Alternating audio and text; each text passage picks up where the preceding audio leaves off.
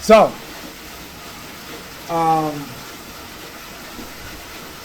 first of all, welcome to a conversation with my mom. Not sure what we're going to call this, how we're going to describe this, but this is our first time talking in front of the camera with some mics, and we just happen to be on vacation in St. Lucia.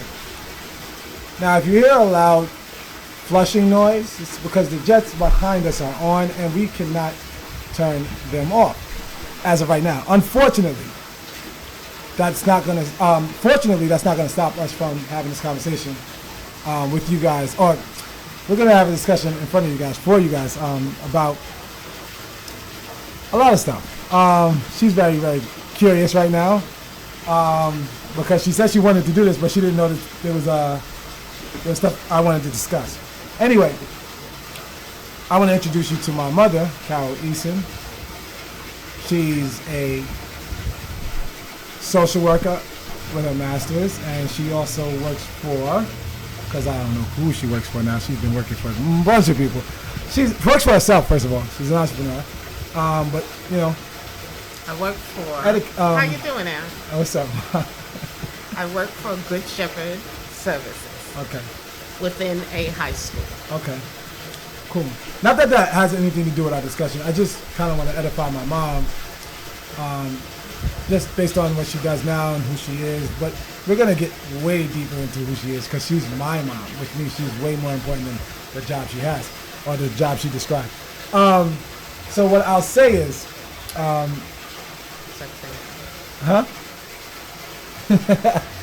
so what I want to discuss is, all right, so I'm going to open this up with some real.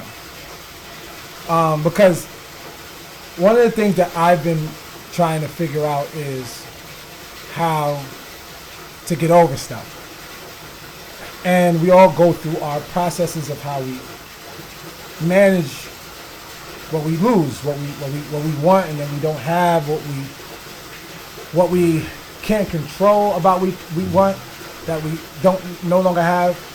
So like, I want to know, did you ever really grieve Dad? No.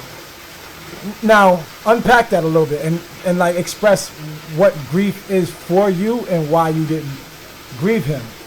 And I kind of know why, but I never really knew why. You know what I'm saying? Like you never told me why, but I kind of know why. I mean, I'm a large part of that. Why? You know what I'm saying? What happened is,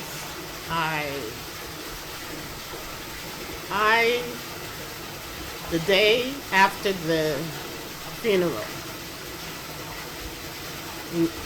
you had to go to school. 4 of my children had to go to school.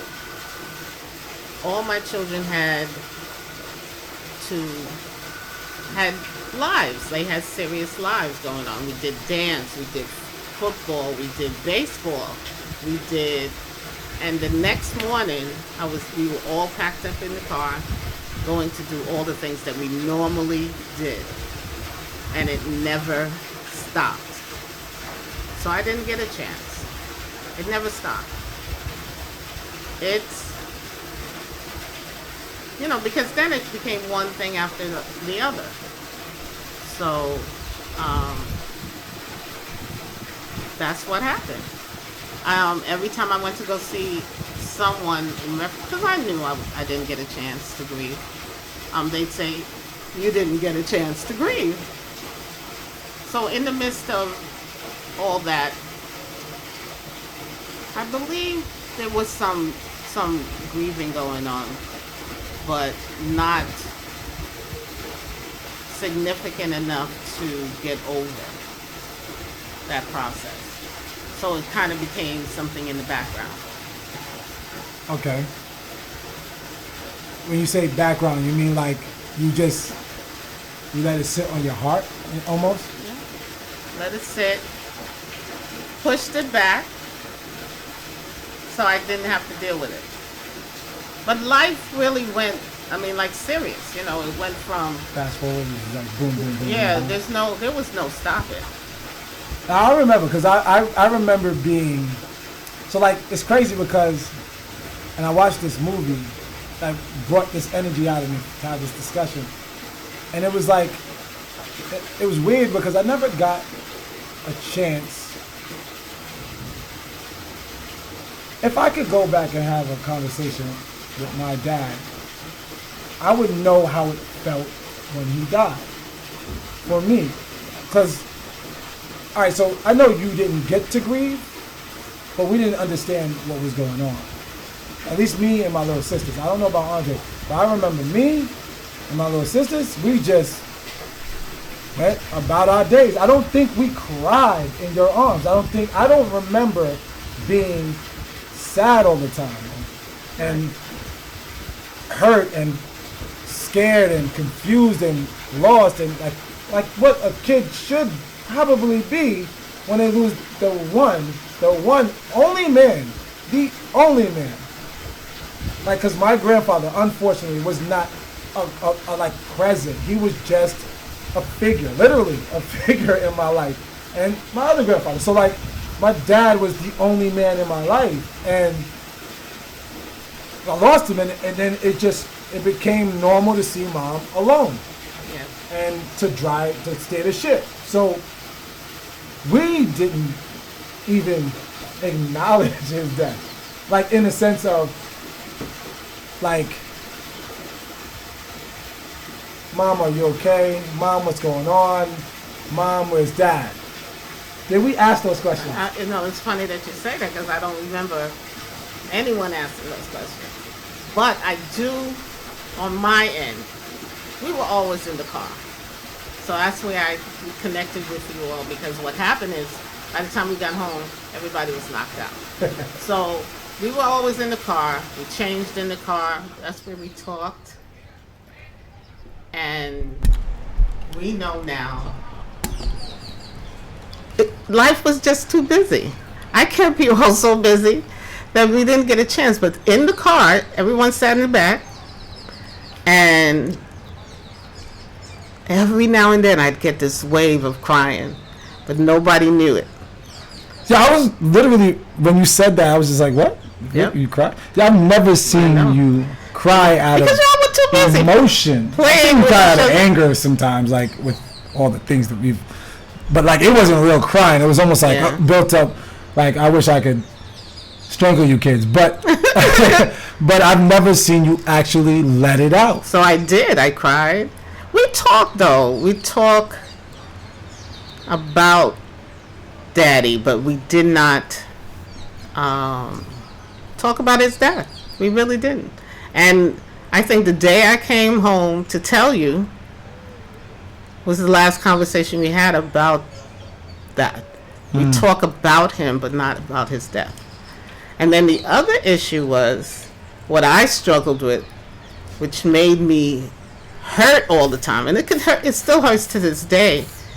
Is all the milestones that everybody's going through, and he was not there. You know, my daughter got married, and he wasn't. I was there too. He couldn't walk. He couldn't walk down the aisle with her, which is a milestone for a young lady. You're right. You used to play football, and the parents of the fathers of your teammates was there at the games, and one of the fathers invited you over to throw ball, with him and his son, and it made me cry. Because if your father was here, that's what he would have been doing. I know. So those things was what used to take me over the edge. There's a lot of milestones that we went through, and he wasn't there. So, if you don't grieve Dad very well, how do you grieve any loss that you experience? And I mean, because I know what it feels like. You've watched my journey, but what I can never do is, like, I always used to lose a lot of things as in privileges, responsibilities, like in the sense of owning things and having access and then losing it and then moving on. But when it came to people, and I lost a lot of people, grieving them was there's no educational process to do that. Right. Like I don't know how, if you buried that, because I don't like burying my grief. I attack everything. I try and figure it out. I'm always talking to God. I'm always trying to figure stuff out. Because it's like, I don't like feeling like I lost something, especially something that I felt like was all mine. You know what I'm saying? It was like I had it in the bag. You know what I'm saying? But it's crazy because I do that, and like I learn to acknowledge the losses and move on too. I don't dismiss them. I acknowledge them, figure it out, and I move on. If you don't grieve well when it comes to the thing that mattered the most, do you think you have an issue with grieving those small things, those issues, those letting things go? That, and I'm leading to something. I don't know if you're gonna like it, but well, I'll talk about me first then, because when it comes down to letting things go, we have a thing in our family where, because of our big brother, we don't talk about stuff. Right. And you never handled that well. I've never handled it. I could use, which is what you're basically used to now. You know what I'm saying? Yeah, that's true. So that's what I'm trying to say. Like, how do you, if you don't do what you do for Dad, which is probably the thing that taught you how to do everything else the way you do it, then how do you really, like, your heart is heavy, in my opinion. Like, in my mind, I'm thinking you're just sitting on a lot of tears, a lot of pain that you never unpacked and just let out. You're probably very right. But I learned to do it. I want to say well.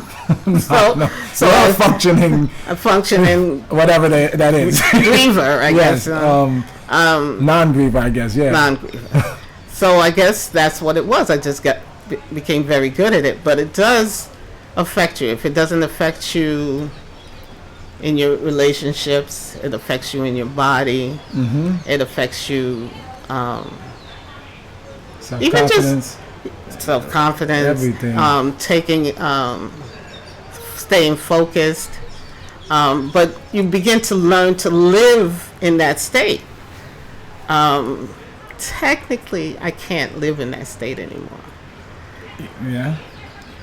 I believe I need to, they call it the baggage that we carry around with us. Yeah, you need to release it. I need to. Yeah, but you gotta go through those bags too to know. Like, because, like, in my opinion, like, to unpack is to know what you're carrying. That's true. That is very true. And then let it out. And then you know what you're releasing. Not just like... I never thought about what you're saying, but I don't know if anybody looks forward to unpacking a bag or, which is crazy. Yeah, because what happens is the thought that first came to my mind is throwing away the bag. And you're technically, in your mind, you technically already threw it away, but you're dragging it through life. Dragging it, yeah. I mean, and it's behind all the other bags that you currently know you're holding. But, like, that's why people, like, when I went through my divorce, I acknowledged everything about the relationship. I played the whole thing back. I mean, everything that I experienced loss-wise, besides Quinche, which we'll get to, was stuff that I kind of had control over. I played a part in, but like my grief and my ability to unpack and then let go, it came with me acknowledging it all. Like playing myself in the role, perspective from the other person, and then experiencing and understanding how to move on from it so I can let go of what happened, forgive myself, forgive the other person, and apologize in a sense, whatever the case may be, doing all the things that need to be done to grow from it, and then allow it not to be baggage for the next person. You know what I'm saying? Because at the end of the day, you don't when you say I'm done with you, I'm moving on, that doesn't mean you are done with that situation, done with that circumstance, done with that problem that you had in that relationship. The you that's going in the other relationship is defending all the things that you experienced with the other person, and trying to protect things from the other thing because you're not fully healed or you're not fully comfortable, you're not fully confident, whatever. So if you don't unpack it all, you're not free to be and own who you really think you are. There's no security in this person that's going into another relationship. That is very true. The funny thing is, as we talk about this, I realize how big that bag is right now. But, I mean, I carry a lot of bags. I know, but it's kind of on top of that big bag. I have all these what might be called little bags. So now we're talking. It's a big bag because there's many years that has passed.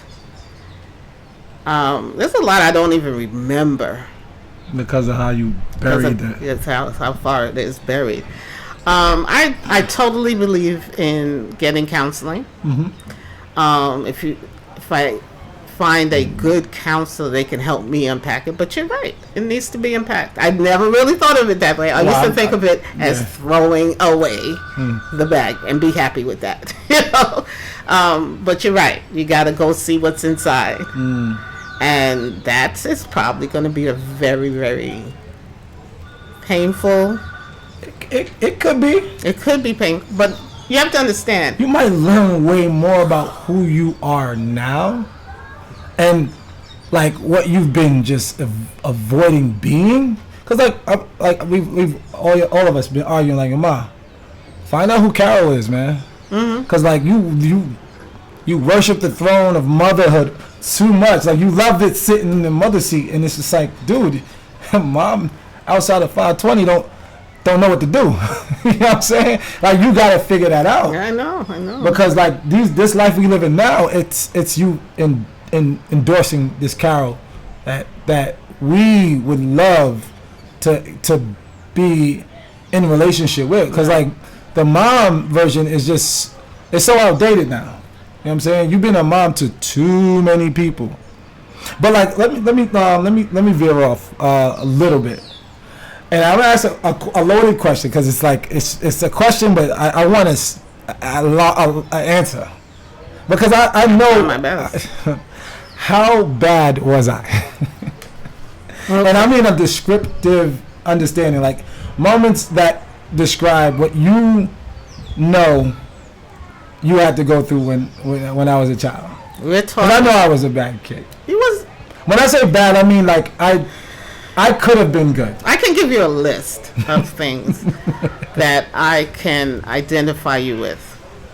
Let's start with the fact that your brother was the first, and he was pretty compliant. He was good. He was, you asked him to do something, he did it. You come along, and I just put a crayon in your hand and about 2 years old, and you just threw it in my face.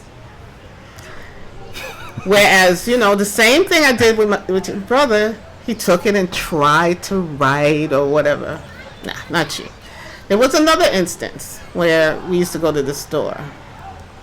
And like a mall or a department store. And you had to have a leash. Nobody else had to have the leash. I was a wanderer?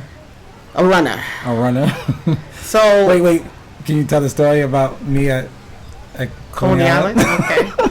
So we're in Coney Island, all of us, all 6 of us, and we're walking, and I want to say it was empty. And we were walking, and we're really not holding hands, because it really wasn't crowded. And 2 seconds, you look down, and you're gone. But you also turned around to see where you would have gone, and there was tons of people behind us. So it was like, where all these people come from? And it's like you must have just stopped for 1 second.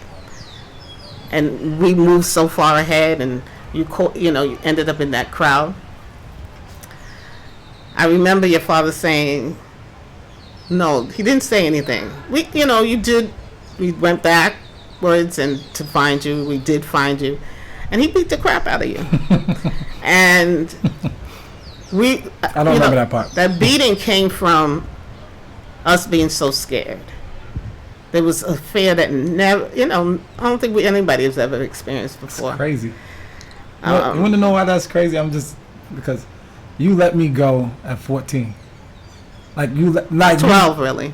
You let me go, and I figured out life because you were able to. Like part of me is because you let me go. Like that's so weird that you were so scared when I was younger that fear was something that you let go of and allowed me to live my life and figure out who I wanted to be and figure out what I wanted to do. Anything I wanted to do, you let me do it. Like every road I wanted to take, that like you always support. It's so weird. It is kind of weird. It's weird. And it's so weird in the sense that I have, we have Alicia, and she's 14, and it's very hard to let her go. To the point where I didn't. You're telling me this now, but I don't remember doing that. I remember holding on to you all so tight.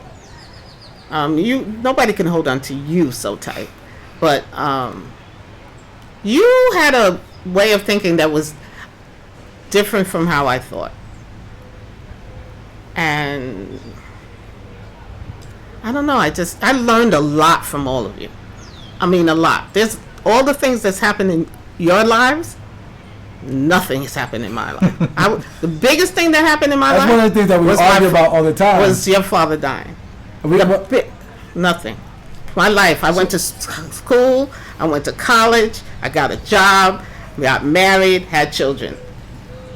Storybook, and it was supposed to be normal after that. Yeah. Raise kids, go to college, retire, and chill in St. Lucia. So like, it's weird you say that because we argue all the time because I ask you so many questions. Like I think the fact that I asked you questions made you scared alone because it was like, why don't I even know?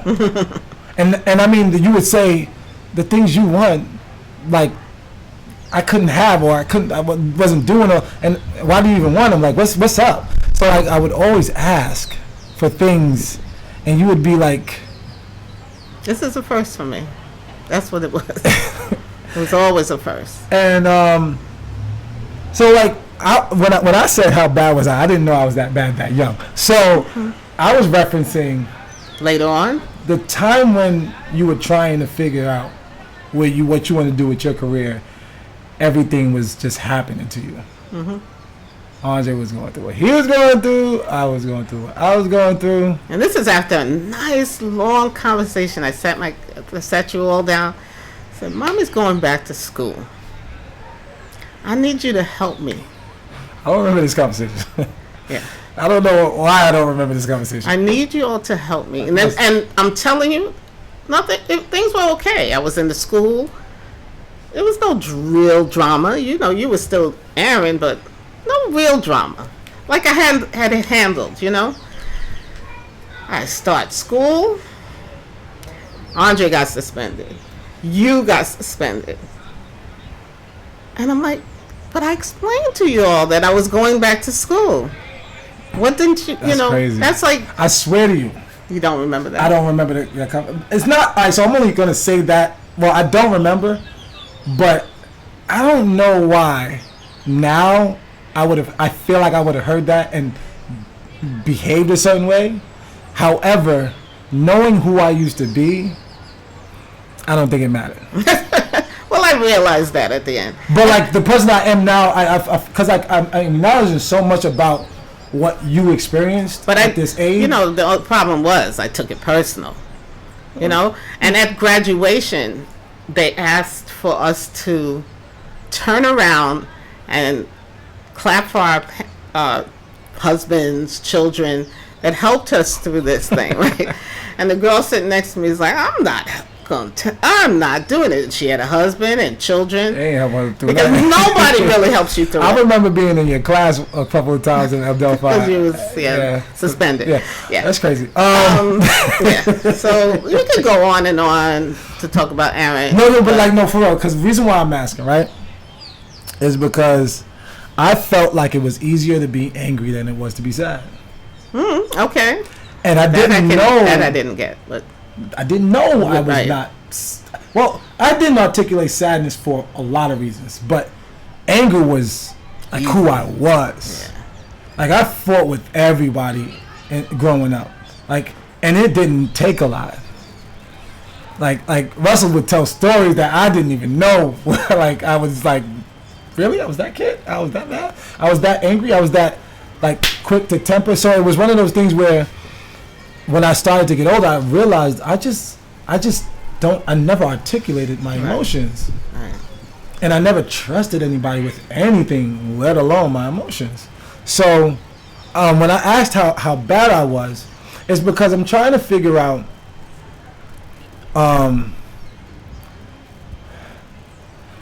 if us, me and Dre, if we were model boys, how do you feel your life would have went?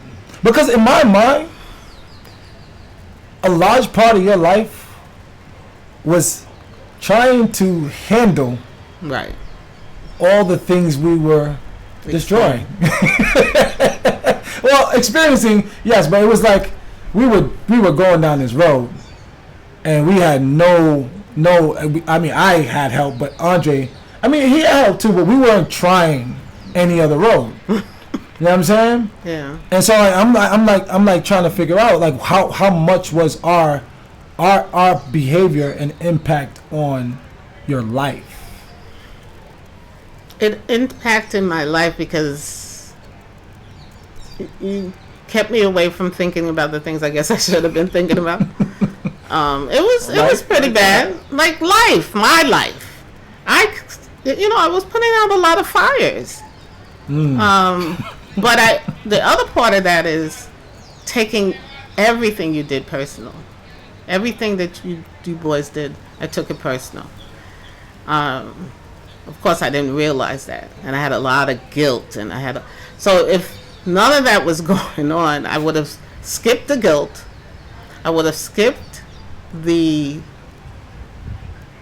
taking things personal because I became very good at it from every aspect of life. Oh, I felt it. Mm-hmm. Yeah. So I really and the best you all can give me is it wasn't about you, Ma. Well, and at that age, of course, that's probably what I could have given you. But I don't know if you remember. We were in junior high school. I had a journal. I wrote in the journal, and one of the guidance counselors saw it, the poem or whatever I wrote, and they probably called me. Yeah. And they were wondering what was going on, like what's happening, like because there wasn't a side of me anyone ever really saw, and I just never liked feeling emotional. And I also didn't trust anyone. So when I was in school, I wasn't having problems with kids. I was having problems with adults. Right. So like my issues were with people trying to make me who they wanted to make me. And I didn't know who I wanted to be. And it was such a big deal to me to know that. And everyone wanted to play a part in that. And I felt like I never really acknowledged Dad, but he was always like subconsciously like on my mind. Like no one's gonna be my dad. Right. Nobody. Right. And the only person I'll talk to about anything is you. Like even though I put you through hell, we had the best moments and conversations. Like through my suspensions, I would live in your office in school, and we would talk about how many businesses did I open up with you. Like there's so much stuff that I got to experience through that, getting in that space of being his son, that I think and we talked about it, but I never understood it, changed when Quincy died. That was your biggest pain next to your father, and that was what was the only thing I actually understood and felt. Like I knew Dad was going, but I didn't feel Dad. Like moments and memories and his presence, his hugs, his support, his figurehead. Like I didn't feel any of that, but I knew a good man like left this earth early because of all the things everybody kept saying about him, all that. But when Quinn died, and like you were by my side through the entire thing, right? And I know how you felt about it. Like I know you didn't really feel too much about it, but you rocked with me, and then, and I feel like this is so weird, but it's true. You disappeared. Like, cause like in a sense, so first of all, I'm not very good at, like, I never was emotionally communicative with you. I always came to you with fires. I always came to you with my drama, and I asked you to help me, but you would always tell me I was wrong and tell me where I did wrong and tell me that other person's right, which is usually a female or whatever. But like it was never really like, Ma, I'm hurt, I'm in pain, I don't know what to do.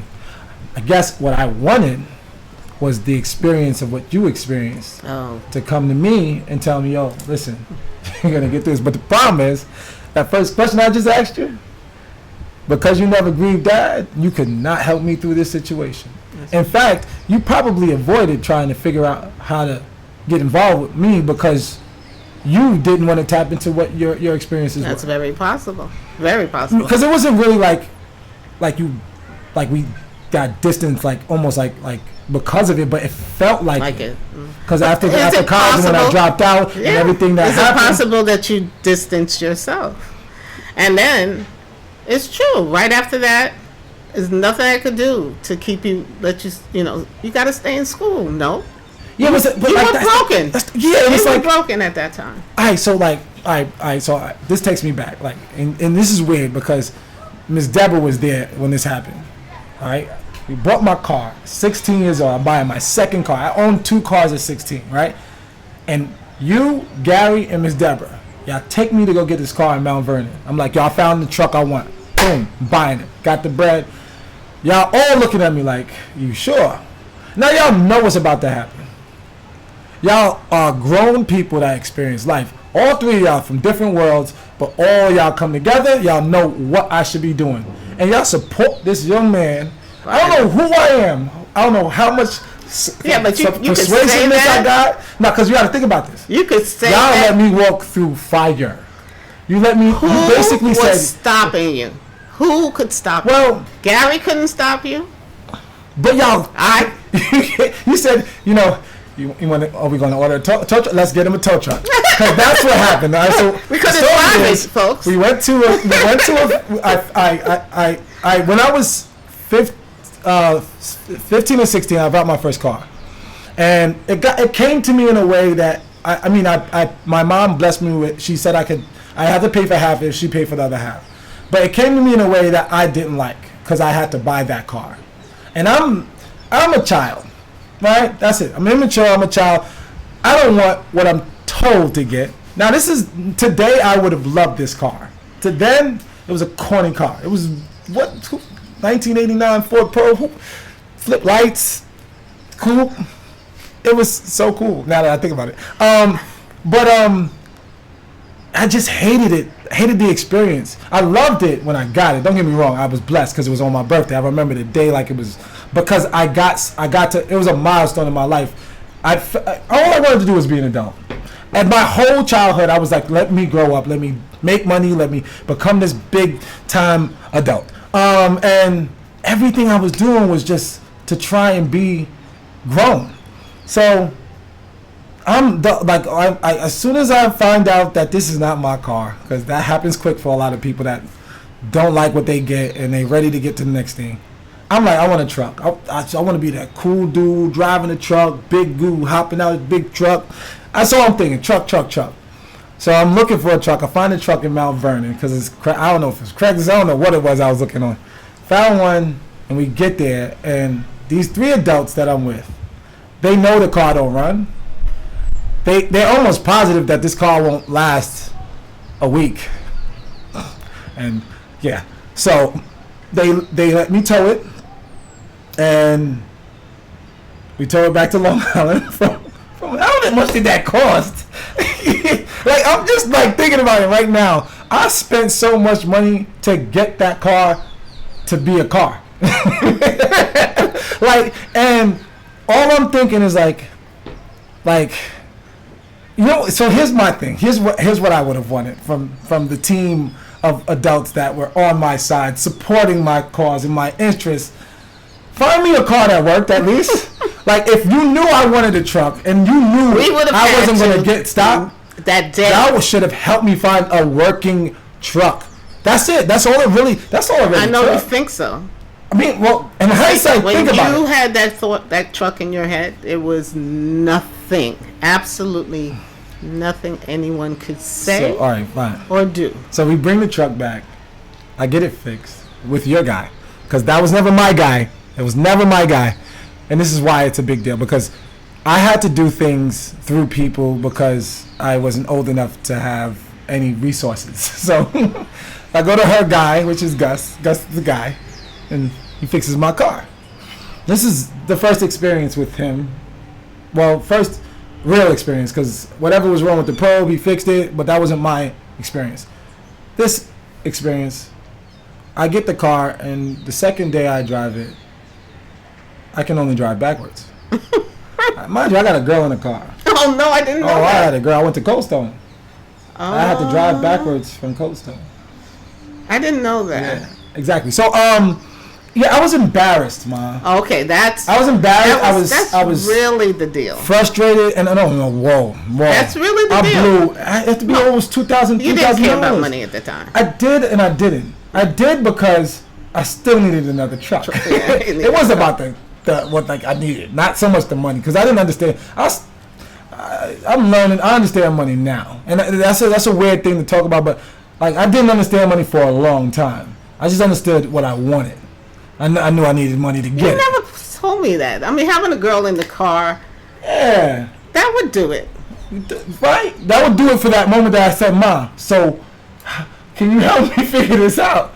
And the first thing she said, which is what I think has gotten me through everything in life that I lost, and I've lost way more than that, in way worse ways, is count it as a loss.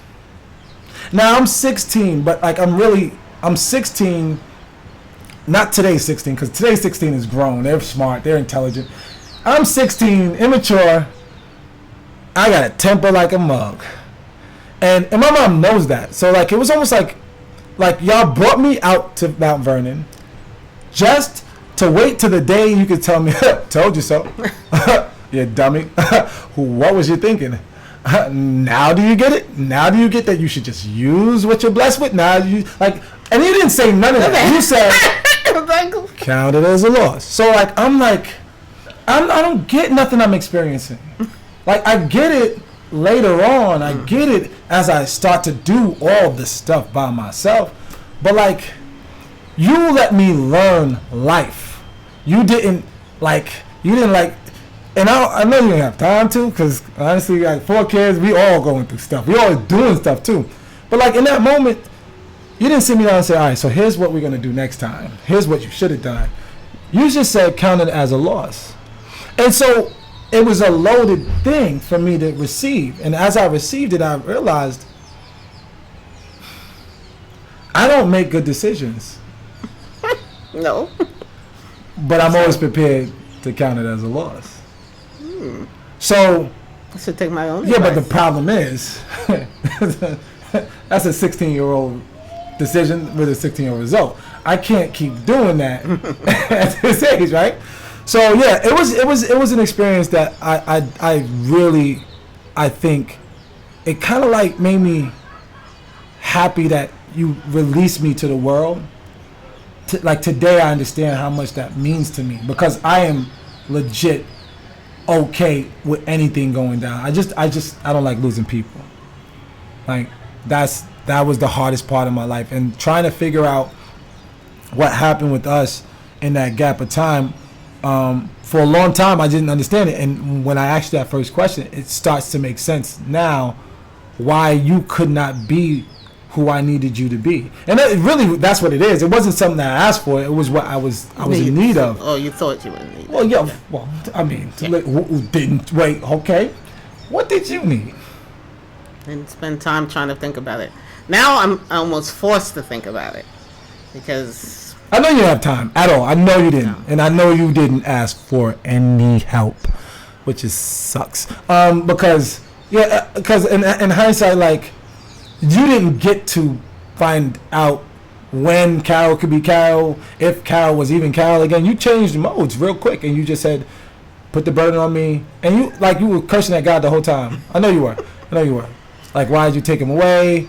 Oh, you were cursing that guy and you were cursing at him. You know what? You telling me you were mad at your dad. The problem was, some people seem like they're prepared because they, think about it and say, if I had to do this by myself, I could do this by myself. I never said that. And I wanted to be the nurturer of the family and not the disciplinarian. I hated it. That was his job. When he left, I had to be both. And it was, that was even more difficult. So a lot of the times I chose to be the nurturer. But you all needed both. You really needed both. So now I understand, what people go through in a crisis or in a they don't handle it with book sense. They handle it the best way they can with what they have. And I really started to understand that. And as this helps, because as we talk, there's a lot of things I went by me that I didn't really plan, thought about, or acknowledged. One thing you guys got to understand is, my mom did a great job. And I only say that like great, like I should use a phenomenal job, because when you said you wasn't prepared, like that's one thing, but no one would think that. Your moves were so like boom, boom, boom, boom, boom, boom, boom, and not like you were on it, always on it. And like, I remember having a conversation with you not too long ago where you were just so confused about your value, like in society, in your space of career, and like I get it, because I remember how you started your journey, and I remember like it was just like trying to pick who you wanted to be now because you needed to be somebody. And that's really true. You found your footing in something you loved, but it was like there's a lot of spaces of you that don't understand how great you are. And it's like you limit yourself to this mom, and I hate it because you don't understand how great you are, like what you were able to do for so many kids. And I don't know how impactful you were for everybody else, but I'll just say for my little sisters to be the type of women they are, and to be raised in the type of house they were in, like where there was no sitting down and discussing it all, and the birds and the bees and the cops and the this, and like there was no discussions about nothing. We watched you, and you put us in all these good places. You kept us busy in the best programs in terms of like being kids that were always active. Like I don't even know how you did it.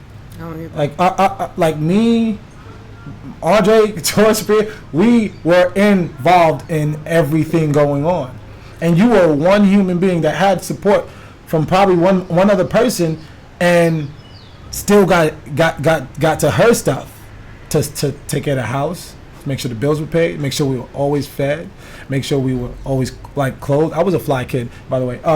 Like there was a lot of things that you forgot to acknowledge about the job that you took on, the job that you didn't want.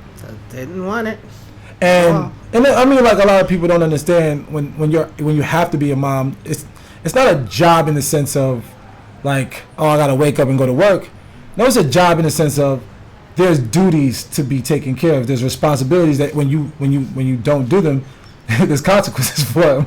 And when you those consequences look totally different. You know what I'm saying? When you lose a job, someone you could be on the street, and that's 5 people on the street. 5, yeah. As opposed to one person. Totally. So I just want to say this. One of my issues, and I was sticking with this thing. Your father and I became one. And I will always say that, because in the time we were together, we melded together. when he died, the puzzle pieces they just fell apart. All of them. Now, bit by bit, you start to put the pieces together. But it's a different picture. Puzzle. Yeah, it's a whole different puzzle. Some pieces don't fit anymore because that was his piece, or my piece connected to his piece. So it was very... Some context. You were with Daddy for... So I was with him for 14, since we were 14. And when we got married at 21. And Andre was... And I had Andre at 23. So all you knew but he died was, at 34. All you knew was Daddy. Even to this day. All you had was Daddy. That's all I had. That was the male example in my life because I have a sister. So it was women, just trying to figure this thing out. So he was the only male example.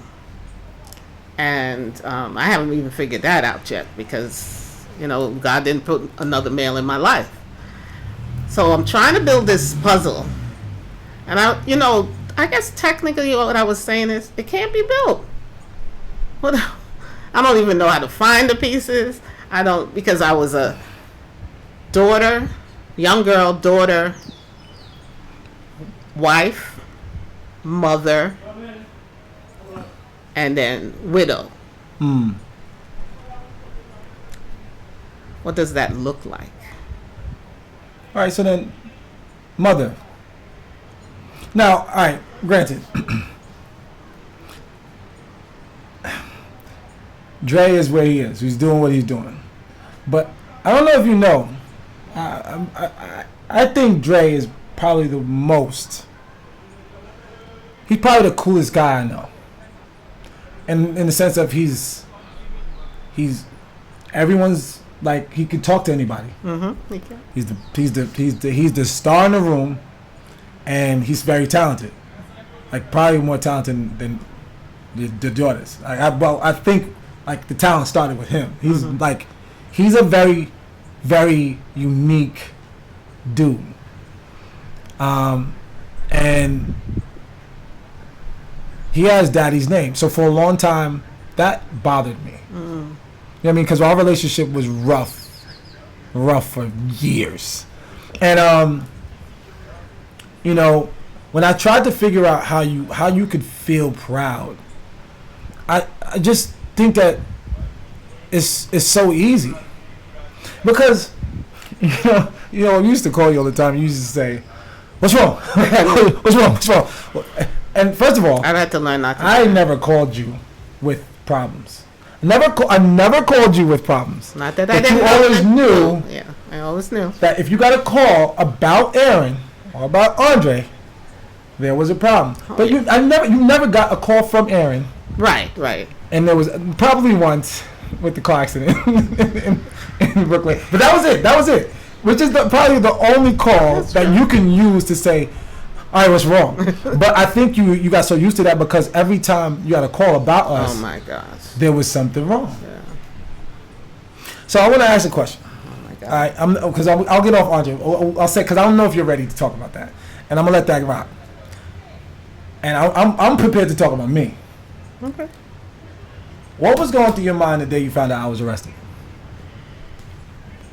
And what's crazy about this is, and I know you remember this day, why are you here?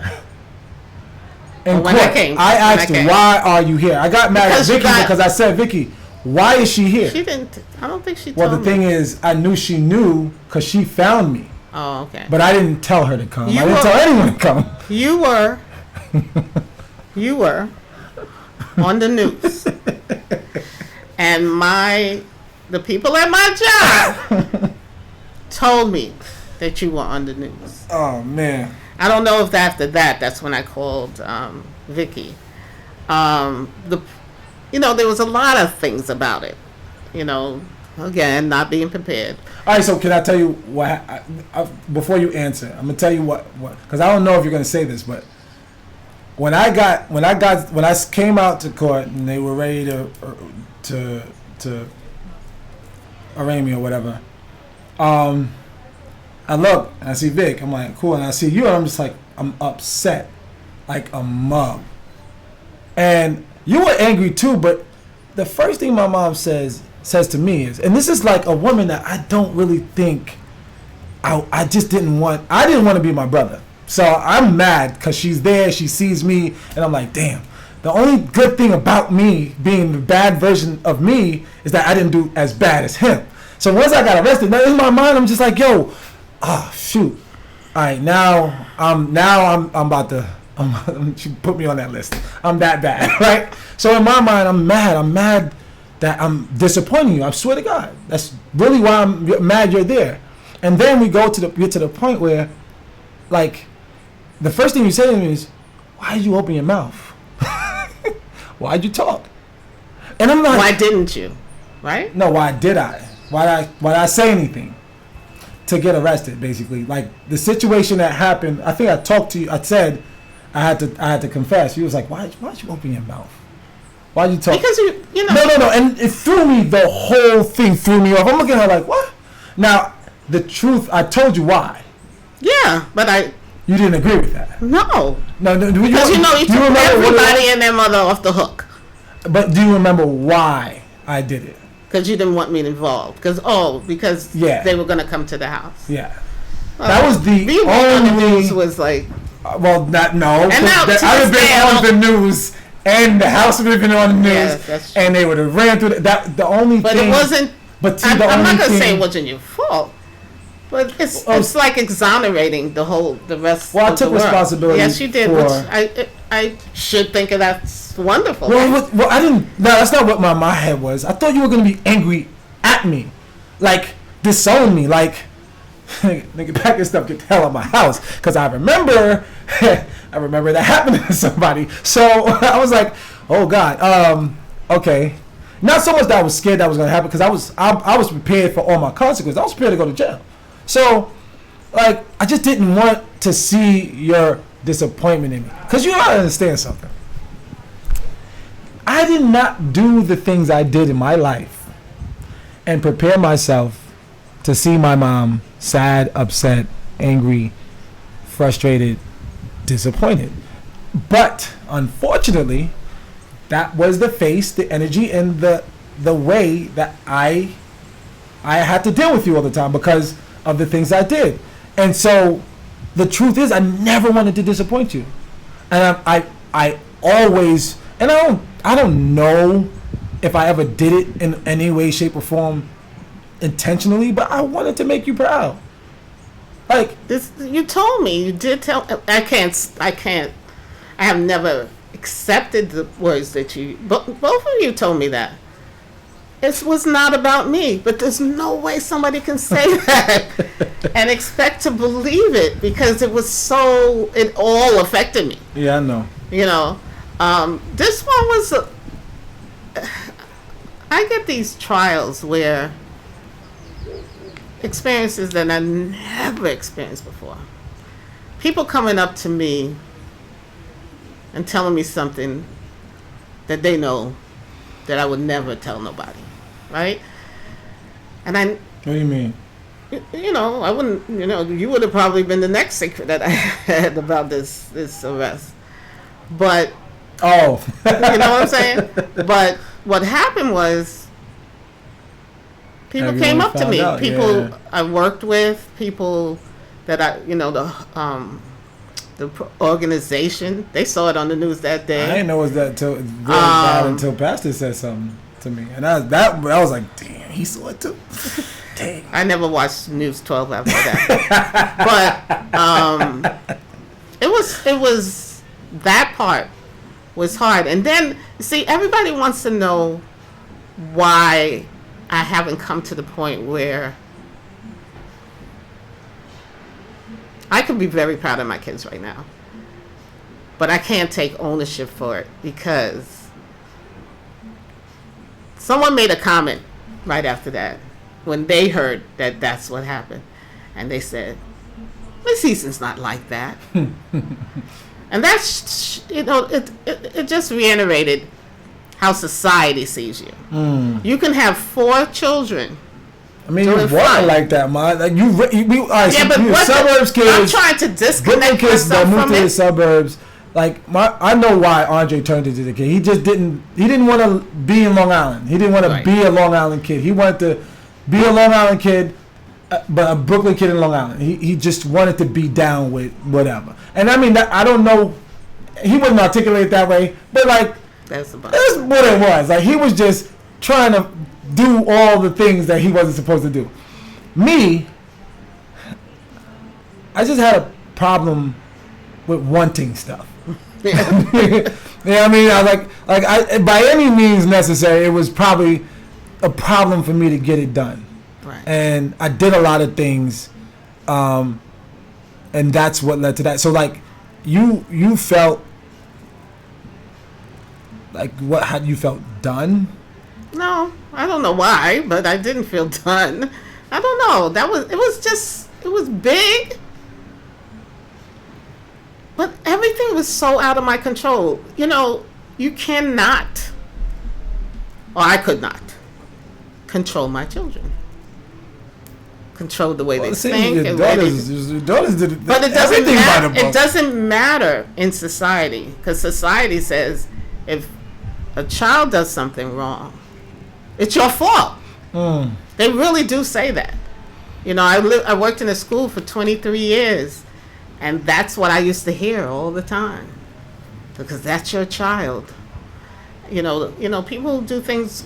You know, young people. I want to say, so someone's child who does something wrong. What do? We condemn the parents. We do. I don't, but we do. I don't think it's fair, and I understand that. And then you're trying to convince me that none of this was about me. But it's not even that. It's not. I don't have to convince you. Like, Ma. You wanted me to go to the army because you were so scared of, like, what I was gonna do when you really released me to the world. It's just like, I need someone to control this man. I need some structure, because like I did the best I can. But like, nah, like you taught me resilience. You taught me self-preservation. You taught me things that I could not learn from anyone, and you taught me love, like real love. Like I never loved anyone. It's weird because I have a lot of issues in my relationships, right? And we've never really had a loving family. Like it wasn't about goo goo gaga love. It wasn't kissing and hugging. It was just, we really loved each other. Yeah, we were there. Like we were always, like the Easons, like we were always together. You know what I'm saying? It was really hard, even though Andre was an outcast in the house. It was hard when he left to feel like a family, right? But we figured it out, right? And like it was just, but like that love is something that you expressed in a way that you did a good job, ma. You did a good job. And the thing is, I'm nothing. I'm no one. I'm nothing without like you just being you, and you allowing us to like figure it out. And you know what I mean, I will touch on that deeper another time. And first of all, I'm thankful because we never talked like this. No, we didn't. And I know you didn't expect to talk like this, but I felt like I needed you to hear. I needed to have a conversation about Dad. I needed to have a conversation about how you felt about the things you experienced with me. But more importantly, I needed you to understand. That I'm proud of you. You know, like you're the person I look up to the most. Like I don't really have anyone I trust with my eyes and heart to say, you know, like call and ask a question or call and ask for advice. Like, you know, I call you about the worst things, the best things, you know what I'm saying? And you've taught me how to be the man I am. Like, you don't really know how you did it. I don't also know how you did it, but like that's why it's important to be a good person. I don't understand why you don't understand that that's one of the main reasons why you did a good job. Because you were never a bad person. You are a great person. You know what I'm saying? Like, that is something that people aren't. You know what I'm saying? When they go through things that you go through, when they maintain this bitterness, and they want to find out how to just break away from all the bull crap that they experience because they deserve something. And then the kids putting them through hell, and they're like, you know what? I want to throw them away, and I want to figure out what life would be like if I didn't have to deal with this. You wrote it out, and honestly, like when I figure it all out, like, you're gonna see what good of a job you've done. I'm not done yet. And everything I am, every single thing, like, there's no one that had a bigger impact in my life than you. You know what I'm saying? I feel like that sucks right now, right? Like, not right now, but like what many bad things I've done.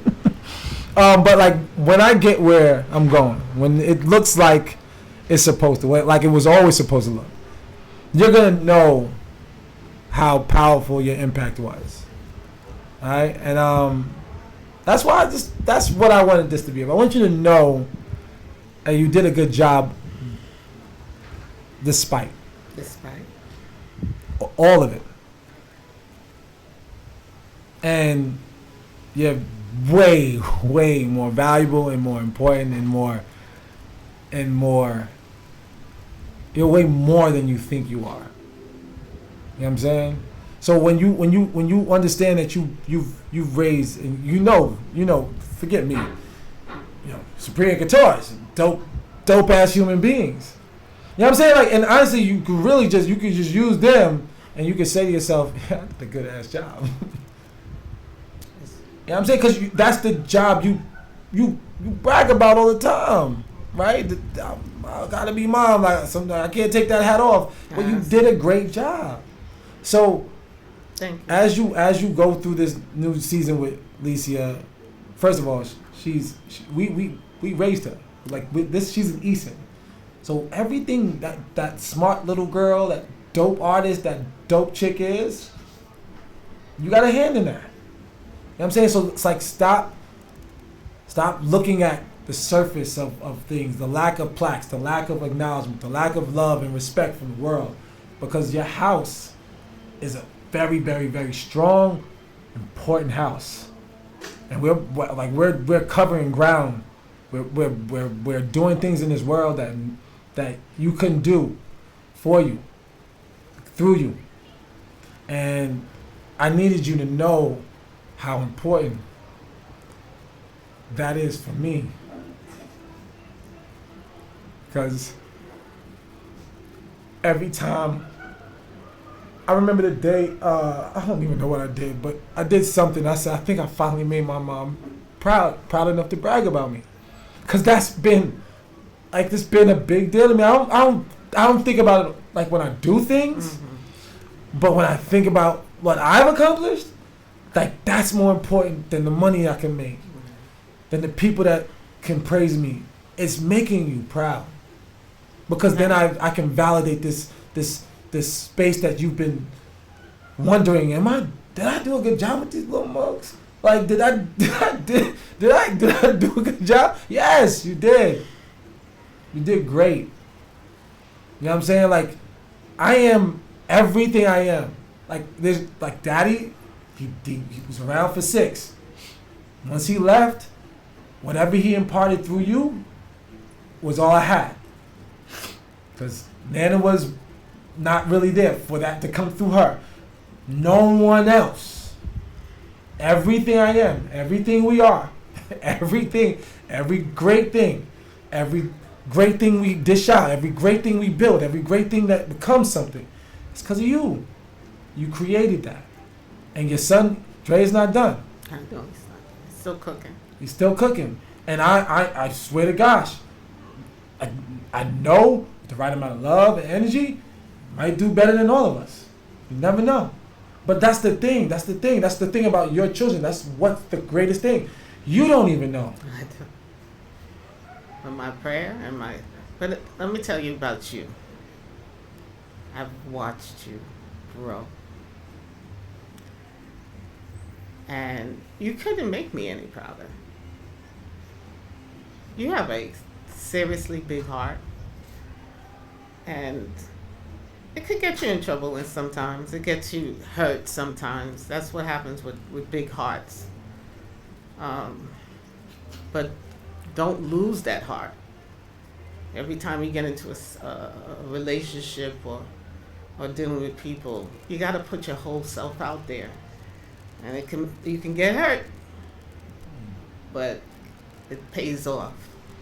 It really does. So I am extremely proud of you. Listening to you, because we talk all the time, and every single time, your growth is exponential. It doesn't. I can't even touch it. And that's what life is really all about. You have to go through this for this time. You have to go through that for this time. So you can't even compare it to. I couldn't stop it. I couldn't stop. You really believed in what you were doing. So I let you do it. Thank you. I'm happy we had this conversation. It's kind of what this. I just wanted to have this conversation. We're gonna try and do this again. We're gonna do this again. And yeah, he had me nervous. I didn't have any clue what because it can be a little. I don't know.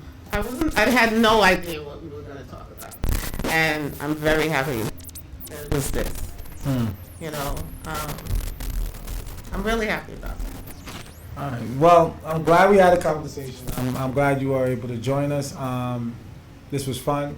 We're not sure what this is, but we wanted to do it, and I can't wait till it becomes more.